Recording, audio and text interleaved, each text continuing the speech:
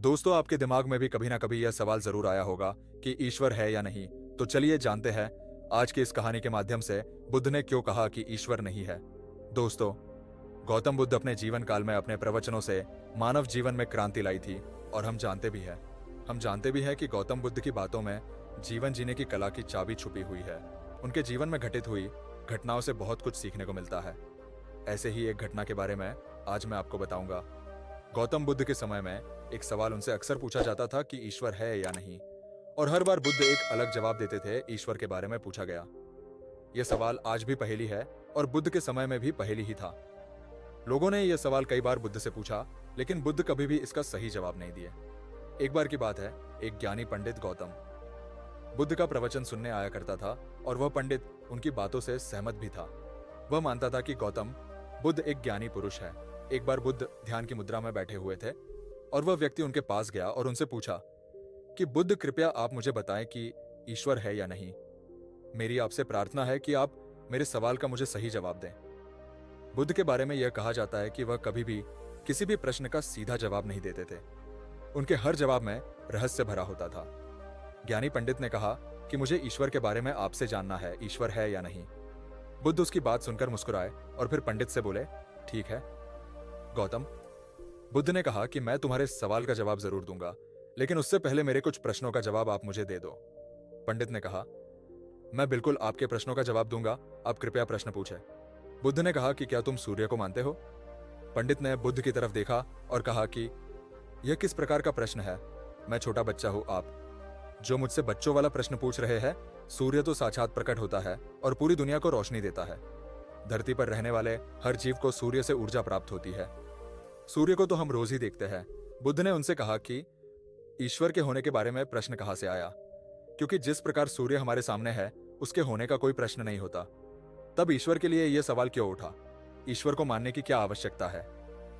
इसका मतलब तो यह हुआ कि आपके मन में कहीं ना कहीं ईश्वर के प्रति संदेह है, क्योंकि ईश्वर सूर्य की तरह आपके सामने नहीं है। आप ईश्वर को भी बुद्धि से ढूंढने के लिए निकले हो और बुद्धि केवल उन्हीं बातों को मानती है जो उसके सामने दिखाई देता है, और ईश्वर कभी भी आपको प्रत्यक्ष रूप में सामने दिखाई नहीं देगा। अगर दिख जाए तो वह ईश्वर नहीं होगा। गौतम बुद्ध ने कहा कि तुम ईश्वर को मानते हो या नहीं। असल में यह प्रश्न ही गलत है और गलत प्रश्न का सही उत्तर कैसे दिया जा सकता है। इसलिए अगर इस गलत प्रश्न के पूछे जाने पर और अगर किसी के उत्तर दिए जाने पर, तो वह उत्तर भी इस प्रश्न की तरह ही गलत होगा। पंडित बुद्ध की बात सुनकर थोड़ा भ्रमित सा हो गया। उसने कहा कि बुद्ध, आप किस तरह की बातें कर रहे हैं? मुझे कुछ समझ नहीं आ रहा है, बुद्ध ने कहा। अगर मैं तुम्हें सीधे शब्दों में बताऊं तो इसका मतलब यह है कि ईश्वर को माना नहीं बल्कि जाना जा सकता है। अगर तुम मुझसे यह प्रश्न करते कि मैं ईश्वर को जानना चाहता हूं तो मैं तुम्हारी मदद कर सकता था, और जिस दिन तुम ईश्वर को जान जाओगे उस ईश्वर की व्याख्या तुम सीधे कभी नहीं कर पाओगे। लेकिन लोगों को ईश्वर के दर्शनों का स्वाद चखने में मदद जरूर कर सकते हो। तुम कभी अपना अनुभव किसी को दे नहीं सकते हो, लेकिन किसी को अनुभव कराने में सहायता जरूर कर सकते हो। दोस्तों, आपने बुद्ध के जीवन की कितनी कहानियां, किस्से सुने होंगे।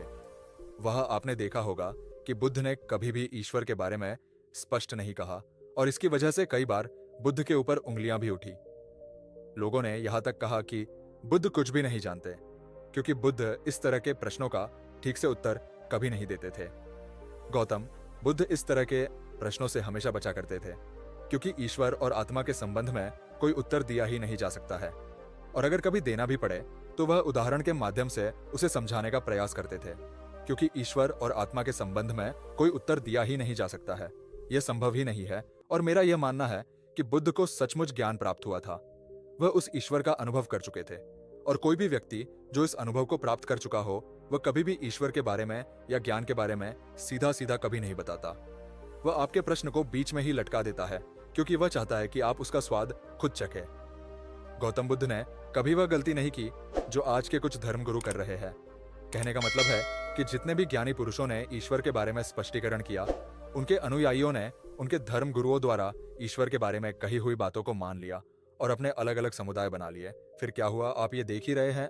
उन गुरुओं द्वारा दी गई प्रामाणिकता के आधार पर आज वह सभी समुदाय एक दूसरे के दुश्मन बने हुए घूम रहे हैं, और हथियारों के दम पर यह प्रमाणित करना चाहते हैं कि मेरा गुरु सही है, मेरा ईश्वर सही है। वह लोग यह कहते हैं कि तुम अपनी ईश्वर को छोड़ो और हमारे ईश्वर को मानो, क्योंकि हमारा ईश्वर सत्य है। अगर कोई व्यक्ति ईश्वर की सीधी व्याख्या कर देगा तो अज्ञानियों की भीड़ उसकी बातों को मान लेगी। वह भी ईश्वर का अनुभव कभी नहीं करेगी। वह भीड़ तो केवल आपकी कही गई बातों के आधार पर किताबें लिख देगी और हाथ में तलवार लेकर चल पड़ेगी कि हम अपने समुदाय को बढ़ाएंगे, अपने धर्म को बढ़ाएंगे, प्रचार प्रसार करेंगे।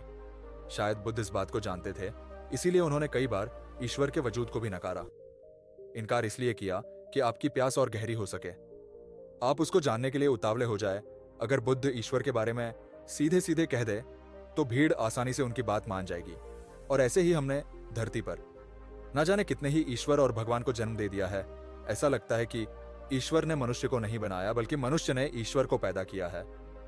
तो दोस्तों, गौतम बुद्ध की कहानी से हमें क्या शिक्षा मिलती है कि भगवान को मानना नहीं बल्कि जानना चाहिए और उसका अनुभव लेना चाहिए। ईश्वर को जानने के लिए सिर्फ एक ही रास्ता है और वह है ध्यान।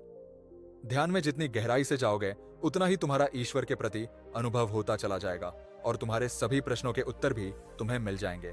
दोस्तों, आपको इस कहानी से क्या सीखने को मिला कमेंट करके जरूर बताएं और इस वीडियो को लाइक करें और ऐसी और वीडियो देखने के लिए हमारे चैनल को सब्सक्राइब करें। धन्यवाद।